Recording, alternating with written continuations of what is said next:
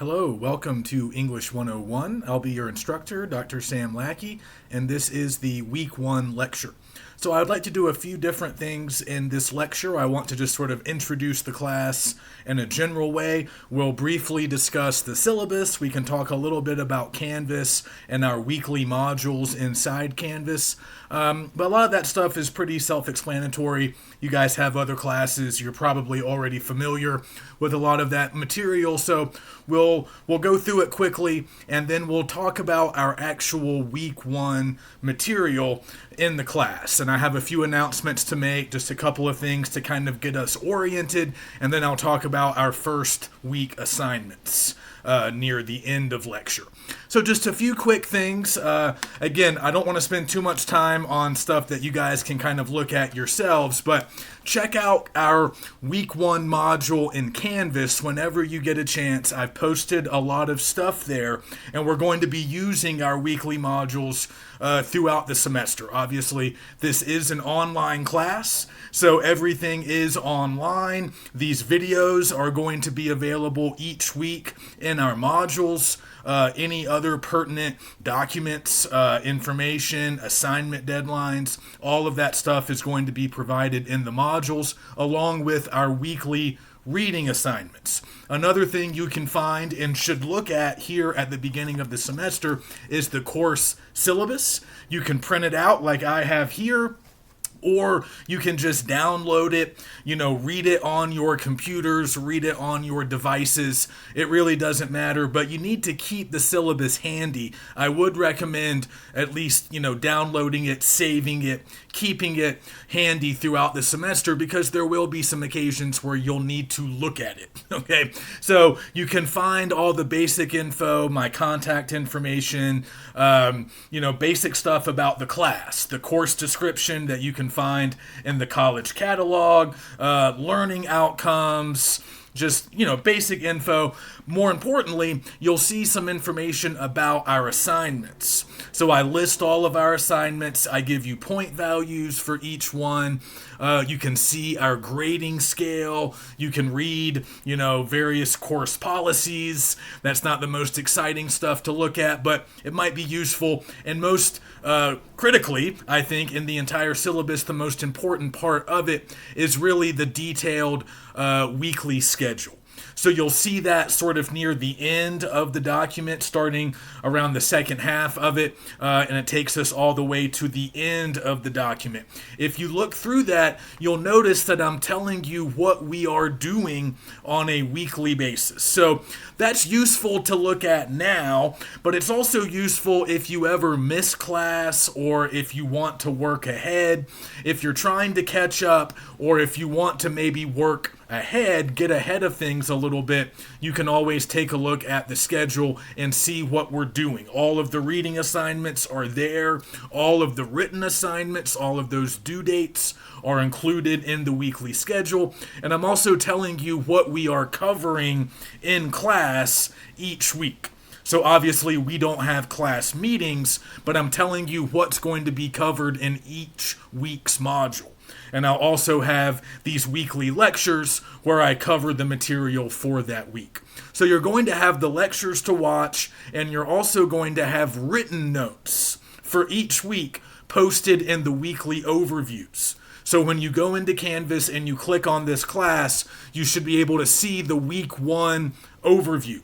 And inside that overview is really most of what you're going to need, pretty much everything you need for the week. The written lecture notes, I'll have a link to the video in there so you can watch the lecture. Also, the reading assignment will be posted, and there should be a link to the written assignment, which will be our first discussion post. That's going to be due at the end of the week. So by visiting the weekly overviews, you really should be able to see everything that you need, and you should be able to complete all of the work for that week. I like to keep our schedule very consistent, so I always post the weekly module first thing on Monday morning. You guys don't necessarily have to look at it first thing Monday morning, but it wouldn't hurt to take a look at some point during Monday or Tuesday at the latest, so you know what we are doing that week. You know what you're reading. You know what the written assignment is. If we have a major paper due that week, obviously I'm going to announce that and talk about that in the module and in lecture. So it's really up to you as far as how you want to allocate your time. I would recommend doing the reading assignment maybe before you watch the lecture, and then maybe watch the lecture before you complete that week's assignment. But you don't necessarily have to do it that way. If you want to do the reading and the written assignment sort of together and maybe do the lecture separately, that's fine. You really have the entire week to do everything that you need to do for that week. So that means read through the overview, watch the lecture, complete our reading assignment, and then most weeks we're going to have a discussion post due, and other occasions we'll have big papers due. But that's always going to be made clear, and you can see all of those due dates, like I said, in the course schedule inside the syllabus. So for us, the week always begins first thing Monday morning when I post the module, and the week will end at 11:59 p.m. Sunday night. So that's when everything is going to be due. That's when all of your written assignments for the week will be due, right before midnight on Sunday. And then we start a new week the very next day. So pretty simple. If you guys have questions, or if you ever need extensions on assignments, if you are sick, if you are going to miss some class, if you're going to be away from class, if you're going to be away from your computer, or if you're not going to be able to complete our upcoming assignments on time for whatever reason, we don't necessarily always have to discuss the reasons. You should just let me know ahead of time. I'm always happy to grant extensions. That way your work will not be counted late. If you need extra help on stuff, if you're unsure about something, just reach out. The best way to communicate in an online class is through email. So if you have any questions, any concerns, just email me at any time during the week, on a weekend. It really doesn't matter. Give me roughly 24 hours to respond. I do get a high volume of email traffic during the semester, but I can always get back to you within a day. So if 24 hours has passed, you still haven't heard from me, email me again and remind me that you are waiting for something. Okay? So that's pretty much it. You guys can just look around our Canvas modules. There's a bunch of stuff in there that you can look at. So if you click on the assignment tab, you can see all of our assignments listed along with due dates. Again, you can also take a look at some of the same stuff that you could find on the syllabus. The syllabus is available through Canvas, so there should be a link to the syllabus in your little toolbar once you log in, so you can get to the syllabus that way. As far as the weekly modules, I'm only going to publish them 1 week at a time. So as we can tell right now, you can see the week 1 module, but you can't see any of the future modules. That's typically how I do it. I don't publish them until the Monday morning of each week. But if you guys want to see a later module a little bit early, if you want to work ahead, if you want some assignment details so you can get a jump start on a later assignment, just email me. I can always make that information available to you. I probably won't publish the entire module early, but I can give you any details or info or specifics that you might need if you do want to work ahead, or if you know that you're going out of town, you're going to be away for a week or two later in the semester, and you want to sort of be ahead of the curve, just let me know. We'll talk. We'll figure something out. We can always do Zoom calls as well. That's another way for us to communicate, and we don't have to leave our homes to do it. All right, so if you have any questions about any of that, just let me know. Let me make one very important announcement, because I'm actually going to contradict something that you will see in the syllabus. So, and you probably already purchased the book that I have listed as our required material on page 1 of the syllabus. The book is 50 essays. I know a lot of you have probably already ordered it, or maybe you already have it in front of you as we speak. Good news and bad news. Okay, the bad news is Well, I don't really think it's good or bad necessarily. It just depends on your perspective, but we're not going to be using that book. So if you already have it, if you've already ordered it, you can return it. Hopefully, you can get a refund. If you cannot, I apologize. It's still a good book to have. It doesn't hurt to have a nice anthology of pretty contemporary readings. A lot of good stuff in there, some classic works by really well-known authors. It's a great book. I've used it for a long time, but to be honest with you guys, I'm a little bit sick of it. And, as you can probably imagine, it's become very easy to cheat when it comes to reading the essays in that book. That book has been around for a long time. There's been a lot of different volumes that have come out over the years, a lot of different editions. I've been using it in my 101 classes here at GBC for at least 4 years, maybe 5. I can't quite remember. We've gone through at least 3 different editions. But you guys know how this works. With popular textbooks that have been used for a long time, all of the readings in those books are easily found online. Summaries, papers on them, answers to discussion questions, because they've been covered so much. All of that stuff is really easy to find online. So I decided to move away from the book. I'm also just ready for something new. So instead of using 50 essays, I'm going to be providing you guys with your readings on a weekly basis in this class, okay? So you don't actually have to buy a book. So this is good news if you haven't bought 50 essays yet. The good news is you don't have to purchase a textbook for this class. All of the readings will be made available either in PDF form, or I'll provide links in Canvas, and you can simply click on the link and go to the text online and read it. Okay, so all the readings are free, and all of them are going to be included in our weekly modules inside Canvas. So you don't need a textbook. You don't need 50 essays. Again, if you already have it, I am sorry for the inconvenience, but you can either keep it for a rainy day, or you can sell it back and get your money back, most likely, especially if you haven't even opened it up or used it yet. So I think this will be fun. We'll have some new readings that I myself have never actually taught, some stuff that I have done in the past. We have some really contemporary stuff, some stuff that's just come out.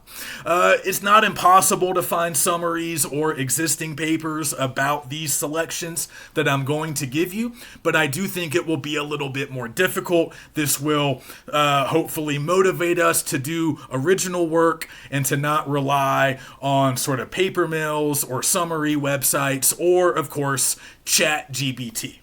So if you're in the modules, you might notice that I've already posted our week 1 reading assignment, which is an article that I read recently, and I decided to include it in the class because I think it's relevant. It's very sort of top of mind for a lot of instructors, a lot of students as well. It's an article about artificial intelligence in college, in the college classroom, how college students are using AI, and how professors and instructors are trying to navigate this very new reality that we're all getting acquainted with right now. So I actually want AI to be something that we talk about a little bit in this class. I don't want it to be taboo. I don't want it to be something that we can never speak of or try to keep a secret, because I know it's out there, and I know that a lot of students are using it. That's actually one of the many things the article points out. There's a lot of research, a lot of statistics already that show that there's really no way for instructors to prevent students from using tools like ChatGPT. So we're actually going to use it, as a group on a few occasions throughout the semester. We're not going to use it to write our papers, but it is useful and interesting sometimes to do a little comparison, to write something yourself and then get ChatGPT to follow the same prompt and compare the results. how does a artificial intelligence generated response sound different from something written by an actual person? Why might we prefer personalized writing in certain cases, and why might AI be an effective weapon or tool to use in other cases? So those are conversations that we can have. We can disagree, we can debate. We don't all have to feel the same way about AI or anything really. But this class, as you guys know, this is English 101. This is composition. This class is all about writing and also improving our reading skills as well. So I want us to engage with these writing tools that exist online. And ChatGPT is one of the most used tools right now. So we're not going to ignore it. We're not going to be scared of it. We're not going to pretend like it doesn't exist. But obviously, when we are writing essays, when we are writing our weekly discussion posts, I want you guys to do your own writing. I want your own ideas. I want your own sentences. I want your own vocabulary. I want it to sound like you, and I want it to reflect what you actually think and how you actually feel. Like I said, there will be a few chances for us to actually use ChatGPT, but not as a replacement or a substitute for writing our own work. Okay, so I just wanted to give you that announcement. You can kind of assume that's how most people are going to talk about it, but we do have to sort of learn a little bit more about these tools. We can utilize them, but we also need to be comfortable writing some stuff on our own. So if we want to improve as writers, if we want to improve as readers, we obviously need to practice. And that's largely what we are doing on a weekly basis in this class. I'm going to give you guys a lot of chances to practice your critical reading skills, and we're going to practice a lot of different writing techniques, a lot of different strategies that professional writers use all the time. So practice makes perfect, but practice is not always fun.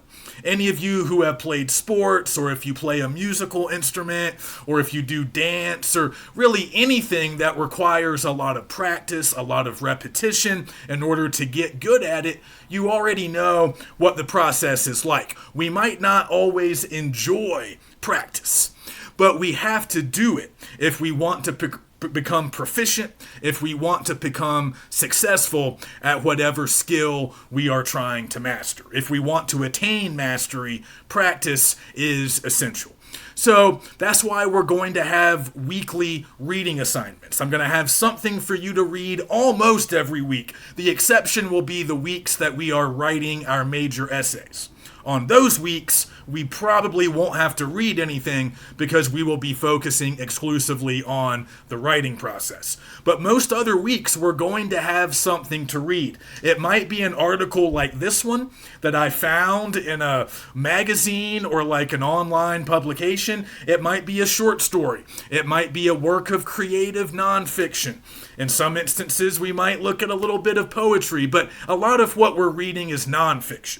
So it'll largely be, could be considered articles, essays, very similar to what we would have been looking at in the book 50 Essays. But again, I'm a little bit tired of all of those essays. I've found new ones, a little bit fresher, a little bit more recent in a lot of cases. And they're dealing with topics and subject matter that I think we should find interesting. At least some of them will find interesting. They should be relevant and important to us in some of the work that we are doing in this class.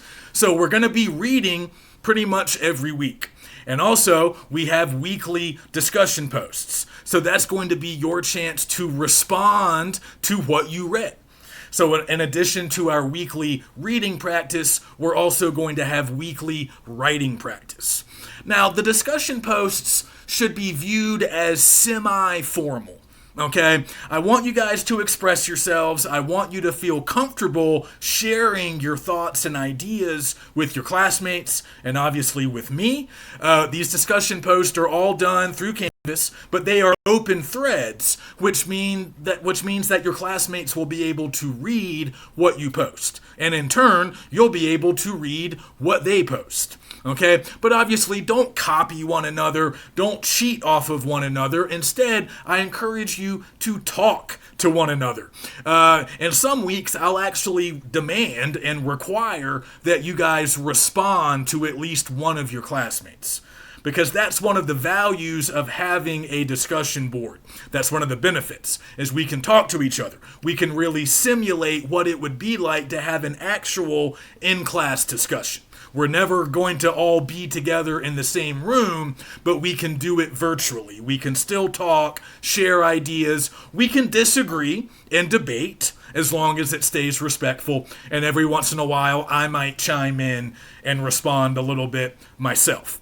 So I want you to feel comfortable talking to us and expressing yourself, but these discussion posts should still be fairly polished. So I want you to proofread them. You don't need to have, 5 pages and a cover page and a title and a heading, but it might be nice to have some type of salutation as you can sort of speak to us or address us as you get started. And make sure your sentences make sense. Double check your spelling, double check your punctuation, make sure you don't have any egregious mistakes that are going to get in the way of our ability to understand what you're saying. So they're not formal papers, but they're a step up from just like chatting or text messaging. Okay, you need to edit them. They need to be pretty smooth, pretty clean, pretty easy to read and understand. All right, and we're going to be doing those almost every week. Again, the exception being those weeks where we're working on our major papers. So if you look in the syllabus, I've listed our 4 major essays. So you can look at them, think a little bit more about them, but obviously we're going to be talking about them as we go. Our first one will be the narrative, the descriptive narrative. That's essay 1. Essay 2 will be an analysis. Essay 3 is a definition essay. That's a little bit different from what some of us might know, so I'll spend plenty of time explaining that. And then our 4th and final essay, which will be due at the very end of the semester, is our argumentative research paper, sort of getting us ready for the kind of work that we're going to be doing in English 102. As many of you might know, in 102, the focus is largely on research, writing about sources, and putting together a big research paper. So we're going to do a smaller version of that at the end of this class, so you can have a smooth transition into 102, whether you're taking it in the spring or maybe next year. Okay, so you can see how many points all of those papers are worth, and we'll talk more about them as we go. But those are the 4 big papers, and then we have our discussion posts, and that's the majority of the grade, of the overall grade in the class. We don't have tests or quizzes. I'm only going to do quizzes if I get the feeling that nobody is doing the reading. If I'm not happy with the quality of the discussion posts, I might institute some reading quizzes. Now, I don't like reading quizzes. I don't like to make them. I don't like to grade them. It feels very Mickey Mouse, very, high school to me. And I don't teach high school. I teach college. So typically I don't mess with tests or quizzes in 101, but I am prepared to make quizzes if I feel like you guys aren't reading. So yes, it is only done in a punitive punishment style. Otherwise, we can avoid tests, quizzes, and really any other type of aggravating assignment, and we can just focus on reading our weekly stuff, doing our weekly discussion posts, and then writing good, formal, longer essays. Okay? So again, take a look at the schedule, take a look at those assignments, and let me know if you have any questions. So that's pretty much it as far as like the introductory stuff that I wanted to go through. Let me just spend a few minutes talking about what we're going to do here in week 1. And again, if you have any questions about the syllabus or the modules or any specific assignments or anything else that you see in the syllabus, just email me and we can talk about that stuff more. But remember, get rid of 50 essays. You don't need a book for this class. So the week one stuff, if you take a look at the week one overview, the week one stuff is really divided into two sections.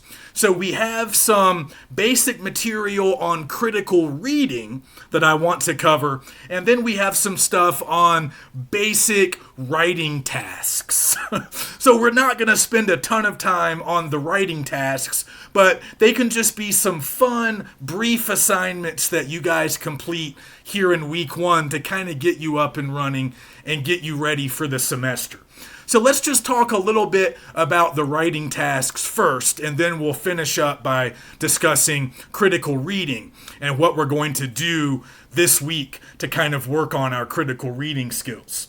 So one thing I want you guys to think about, and I do this with my live classes. You guys are lucky because you get to avoid the awkward getting to know each other first day activities. Well, not really. You still have to do them. We do have an intro getting to know each other thing, but it's all virtual. It's all done electronically through Canvas. My live classes have to get up and actually address the class and introduce themselves.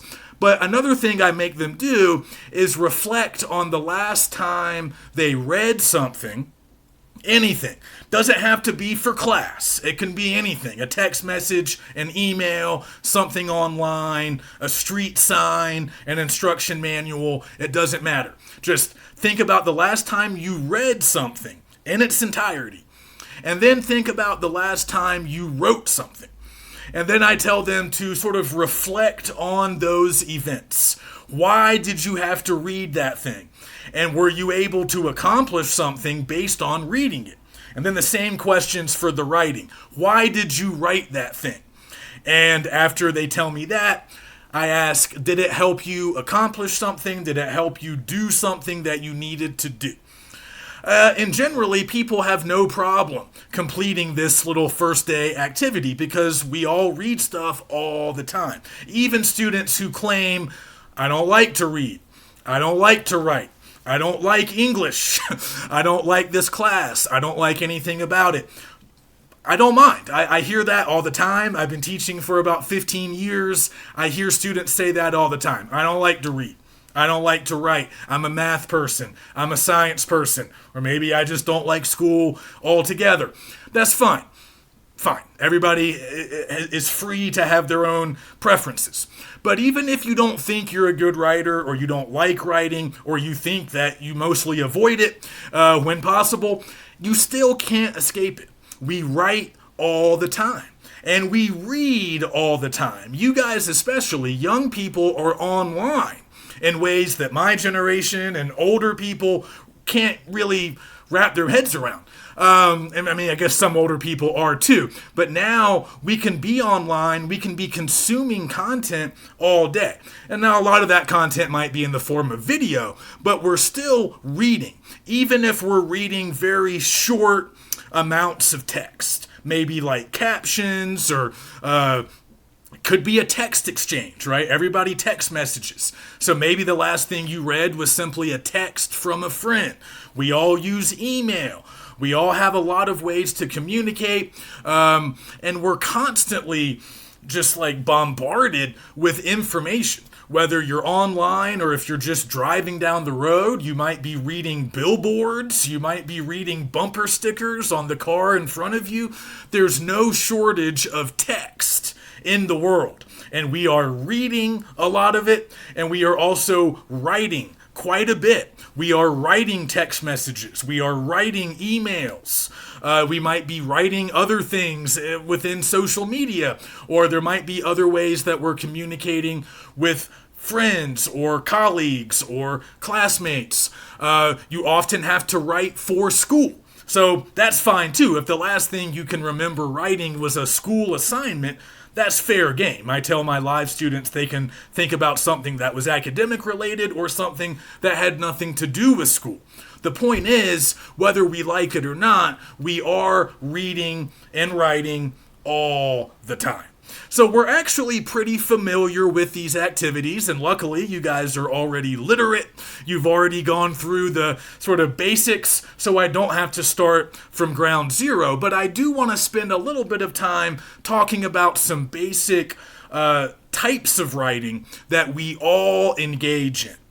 And I want you guys to try each one of these either right now, later today, or a little bit later on in the week when you have some time on your hands. So step one, you don't have to send this to me. It's not an actual graded assignment. It's just something I would like you to do. Write a text message to a friend. Maybe you are about to do this anyway. Maybe you already have something in mind. But even if you don't, just think of a reason to text somebody. Make plans for later, say hello, ask somebody a question, check in to see how something's going. I don't care what the content of the message is. You don't have to share the message with me. I just want you to write it. Okay? Any friend of yours, just write them a quick text and then send it. But as you're writing the text, I want you to sort of notice the conventions that you're following, the type of words that you're using, the style of the text, like what it sounds like. Maybe it's funny. Maybe you're using a lot of slang or a lot of abbreviations for words. Maybe there's like an inside joke that only you and your friend would understand and I wouldn't understand it if I read it. Maybe you're using emojis or other like visual aids. Whatever you're doing, just pay attention. Pay attention to your word choice. Are you actually punctuating? Like, it doesn't matter if you are or not, but just pay attention. Do you have multiple sentences? Do you capitalize anything? Are you really paying attention to like any basic rules of grammar and mechanics that you would have learned in school? Or is it kind of just a free-for-all and you're doing just whatever? Okay, there's no right or wrong way, just notice. And chances are, most of these texts are going to be pretty informal. Okay, some of you, I know some people, not just English teachers, some people do text in complete sentences. I tend to. Even young people do. So some of you might, others might not. There's going to be a wide variety of styles, word choices, the way things are phrased, the way things are arranged. It's just kind of fun to notice what your style is. Okay, but typically it will be pretty informal. Okay, and that's fine because you're texting a friend. Text messages are usually informal. And almost anything that you do with friends, peers, outside of school, outside of work, that's normally going to be pretty informal. So you can kind of do whatever the hell you want. All right? So once you've done the text, let's move into a different register. Let's move on to a different level. I want you to write an email to me. This is actually part of your week one assignment, this part. Not the text, but the email. I want you to compose an email to me. You can say whatever you want in the email. I don't really mind. You can just introduce yourself if that's fine. You can ask me a question. You can say, I'm really excited about being in your class. You can tell me how unexcited you are about being in the class. Whatever. You can just state your name and say, I have completed the email. Whatever you want to do. But I want you to notice that this is a different writing situation than the text message to your friend. You are now emailing your instructor. A person in a professional role, somebody who does have a certain amount of authority over you. That might not be your favorite thing, but it is true for at least a semester. Somebody whose impression of you does kind of matter. Somebody who will be evaluating your work. Somebody who will be evaluating your writing. And somebody who has a higher standard in terms of how language is used. So, I'm not a friend of yours. I hope that we can be friendly, but you guys don't know me. So you're not going to have that kind of jokey, informal approach to a message to me that you might have taken with a text message to a friend. Okay, you have to raise your level of formality Okay? And you guys are all prepared to do that. You're already equipped to do that. You just need to be a little bit mindful and just think about it. Okay, put some thought into who you are addressing. Is this a friend? Is this a professor? Is this a potential boss? Is this an adult who's going to expect complete sentences, periods at the end of sentences, in a slightly more heightened vocabulary? Or is this my best friend since second grade who doesn't care about any of that? You need to make some decisions based on those differences. Okay, so your email to me will not include any emojis. It will not include any inside jokes or funny references that only you and your friend would get. None of that's going to connect with me. It's not going to mean anything to me. Okay, also, we don't know each other yet. So you can't be overly familiar when you don't really know a person and when this person is in sort of a professional role. Okay, so the first step to writing an email to somebody like me in a situation like this is to address the person that you are emailing. Not hey there, not launching right into your question or demand. What's the homework assignment? ? Address the person. Okay, there's a certain level of politeness that you need to sort of capture with a formal writing situation. So you can call me Dr. Lackey, you can call me Mr. Lackey, you can call me Professor Lackey, you can call me Sam. I don't mind if we're on a first name basis. Sometimes we might want to wait a little while for that, but if you feel like we are peers, I know maybe not all of you are young, maybe some of you are roughly my age. Sure, Sam is fine. I respond to all of those, okay? I don't usually respond when somebody just yells, hey. Generally, I need to hear my name, either my first name or my last name along with my title, okay? So if it's going to be last name, begin with title. Doctor, Mr., or Professor. Not just my last name. I'm not a soldier in boot camp. Okay, being yelled at by the sergeant, all right? So it can be Dr. Lackey, Mr. Lackey, it can be Sam, but address me, okay? Get my attention. And then state your claim, ask your question, tell me whatever you need to tell me, but use complete sentences. Punctuate those sentences. Capitalize the first letter of each word at the beginning of each sentence. Sign off with your name. I can probably tell who it is that's emailing me based on the email address, but as you can probably imagine, not always. Sometimes students email me from their personal Gmail, and sometimes their Gmail name is CoolGuy77. I don't know who that is. I don't have a CoolGuy77 on my roster, okay? So if that's all I see, I have no idea who I'm talking to. All right. So if you're going to email me from your personal email, I don't care. That's fine. But tell me who you are. Okay. And make sure I know that you know who I am. All right. So use my name and then tell me what you need to tell me or ask me what you need to ask me and then provide your name. Okay. Basics. Basic communication in a more formal academic setting. Let's be a little bit more polished. Let's be a little bit more formal. It's not about jokes. It's not about emojis. It's about talking to somebody in a position of authority who you either need something from or you need to communicate something to them. Do it in the most efficient way possible. Okay, so that's the email to me. Again, it can be very, very short, but have all of those essential ingredients. Address me, then the content of the email, and then sign off with your name and something like see you later or thanks or have a great one. Okay, so that's number 2. And then the third and final little writing activity for week 1 will be your introduction to the class. Okay, so I am asking you to do that in Canvas, and this is yet another writing situation. Okay, so the email was just to me.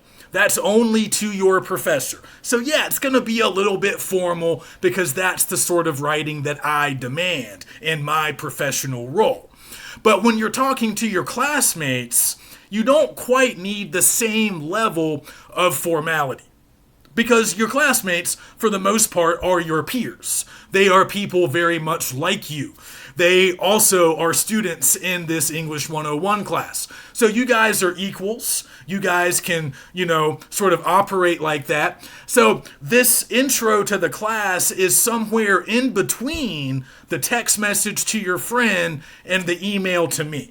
Right? It's not quite as informal as the text because you don't know most of your classmates yet. You're not friends yet, but maybe you will be. So it's not quite that informal, but it's also not as formal as talking to your teacher. Okay? So when you're introducing yourself to the class, it's fine to have a sense of humor. It's fine to share some anecdotes, some personal details.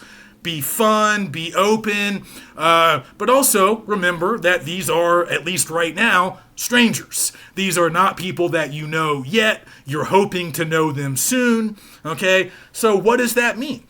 Make some decisions based on that writing situation. How do you normally act when you are meeting peers for the first time?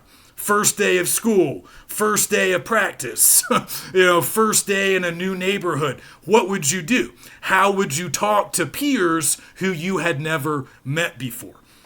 And let those answers guide your tone, your word choice, your sentence structure when you're writing your introduction to the class. All right, so none of those will take very long. Again, don't send me the text. That's not for me. Just send it to a friend. Give me the email and then do the intro. We're going to treat that as a discussion post, even though it's not an official discussion, but everybody will be able to see it and everybody will be able to add to the thread. Okay, and I'll read through those at the end of the week. All right, so the final thing that I want to get into is just a couple of basic critical reading strategies. So, like I said, we're all literate, so I don't need to teach you guys how to read. That's the good news. We already know how to read, and like I've been saying, we read all the time, even if we don't really think so, or if we don't think that we really enjoy reading. Sometimes when students hear reading, they think that teachers always mean like great novels or poetry or like fiction. Or like school textbooks, the kind of stuff that you would have to read for a class. But that's not actually what most people spend most of their time reading. People read newspaper and magazine articles. Like I said, we read really simple stuff like street signs, billboards. We read a ton of stuff online. We read instructions. Sometimes if we're watching a TV show or a movie, we might have to read subtitles. There's a lot of different things that we read. Maybe most of it is on our phone. But still, there's a lot of variety, and we are reading more than we might realize. But there's a big difference between reading for pleasure, like reading on the beach, or scrolling through social media, or just casually looking at something while you sit in traffic, versus reading for school. So a lot of the reading that we do for fun, for leisure, to pass the time, that would be classified as passive reading. It's passive because we're not really responsible for it. We don't have to take a test on it or write anything about it. Nobody's going to ask us a lot of questions about the magazine that we're reading on the beach while we're on vacation. So that's going to be a passive reading experience. Yeah, you're reading, you understand what you read, but you're probably not paying that much attention. You might be a little bit distracted. You might be chatting with friends. You might have your earphones in, so you're listening to music. You're paying attention to other things that are happening, and the reading is just kind of a diversion. It's just something to do for a few minutes while you're filling the time, and that's all right. But that's not the style of reading that we want in this class. And here, with our weekly reading assignments, we want to become active readers. We want to not just have a general idea of what we read. We want to be able to analyze it.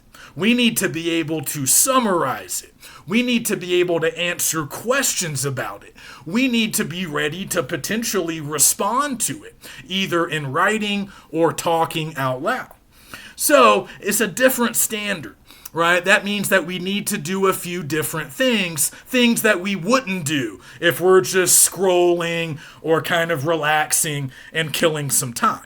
All right, so these are basic strategies that you guys are probably already familiar with. Maybe you've heard them at some point before, but I want us to start doing this stuff every time we read something for this class. So the three basic strategies that I discuss in the module consist of underlining, annotating, and finally asking questions. So underlining is pretty self-explanatory.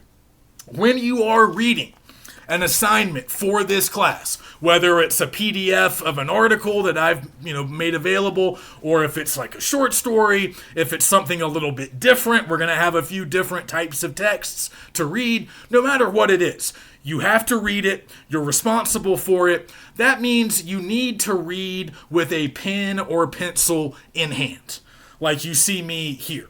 A lot of students don't like to do this because they feel like it slows them down.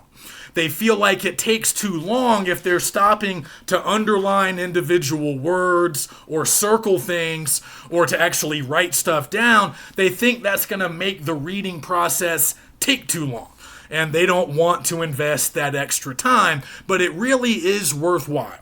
Okay, it's worthwhile because what you're doing is creating a record that you'll be able to use later. And also by underlining or circling the important stuff that you read, like really important words, important sentences. Maybe you see a thesis statement somewhere in there, a statement of the overall point or argument that the author is trying to make. You need to circle that. You need to underline that because you're going to return to it later. And now it will be easy to find. And what goes along with underlining is annotating. All right? If you find anything that's important enough to underline or circle, you should also write a note. You should just scribble something, and the traditional way of doing this is by hand, right? Back in the day when we printed everything, you could just do this by hand. Make a little note to yourself. That's all annotations are. They are notes for you, to you, made by you. Notes that you take while you are reading. Okay? And again, these can be very informal because they're just for you. You're never going to have to turn these in. Nobody else will look at these. So you might write something like, I don't know what he means right here. I don't know what this word means. Let me look it up. I don't understand what he's saying in this statement. I don't understand this particular paragraph. At other times, you'll have different kinds of notes. I agree with that. I like that. I think that's true. I think that's right. It can be a sort of running commentary. I had a professor once who said it's really like a conversation that you're having with the author, right? And you're writing down what you think, your responses to what you read, and it's like you're responding to the author. You're talking back to the author. Oh yeah, I think you're right here, but I don't agree with what you're saying over here on page 7. Okay, so the notes can be anything you want. If you look up a word that you didn't recognize, jot down the definition of that word. That can be a good annotation. These can be ideas, questions, statements, definitions. You can just jot down a little brief explanation. It's almost like you're translating some of this stuff into your own language, into terms that you can understand. Because some of the stuff that we read might be a little bit tricky or tough at times. So you might need to take the author's language and translate it a little bit into your own language. And those can be some of your annotations as well. So you're circling and underlining the most important stuff, and then you're jotting down some notes to go along with what you've circled and underlined. The final step of critical reading is just asking some final sort of summation questions. Once you have finished reading, And that means you've also finished underlining and taking your notes. Once you've gotten to the end of the text, just jot down any questions that you might still have. Does anything remain unclear? Are you in need of further information? Do you need to do a little bit more research? Is there a question that you might have for me? Sometimes you might want to pose the question to your classmates on the discussion board. Or maybe you want to send me a quick email in which you ask the question. Or maybe you can find the answer to the question through Google. Most of you can. But it's good to have questions. I want you to get out of the mindset that if you're in this mindset, that questions are bad. Or that questions mean that you don't understand or you're not doing a good job. That's not true. Okay, learning involves questions. If you're learning, if you're really grappling with new ideas, new material, you should have questions. If it all makes sense to you immediately, if you understand it all instantly, then what are you doing in here? You wouldn't be in this class if you already knew how to do all of this stuff. Okay, so it's expected and desired that you will have questions. I would like questions. I'm happy to answer questions. If the answers are really obvious, I might sort of tell you that in my email, but I'll always respond. I'll always give you an answer. I might just direct you to a lecture or the weekly overview if I've already answered that question, but I'll never ignore you and I'll never try to make you feel too bad, even if I've already answered the question before. Okay, but questions are good. And as a reader, it's essential. If you want to be a good active reader, you need to ask questions about what you're reading. You need to question the author. You might agree with the author, but you can still question certain statements, certain claims, certain uses of evidence, certain techniques. You can ask questions about content. You can ask questions about style. You can ask questions about the author themselves. That's all fair game. Okay, that's part of learning. That's part of achieving mastery. All right. So I hope we can have some fun this semester. I like to, keep things relatively light. I like for this class to be a comfortable, enjoyable experience as much as possible. But I do expect everybody to work hard. Okay. We have work to do every single week. So if you feel like you are falling behind, if you're getting a little concerned, if you're worried about anything, reach out, email me. I'm always happy to talk. We can do a video conference. I'm based in Winnemucca, as you can see on the syllabus. So if any of you are located in or near Winnemucca, you can stop by for office hours. But like I said, I check my email every day. You can always reach me. So I look forward to working with you guys. Take a look at all of our week 1 stuff, and I will see you next week.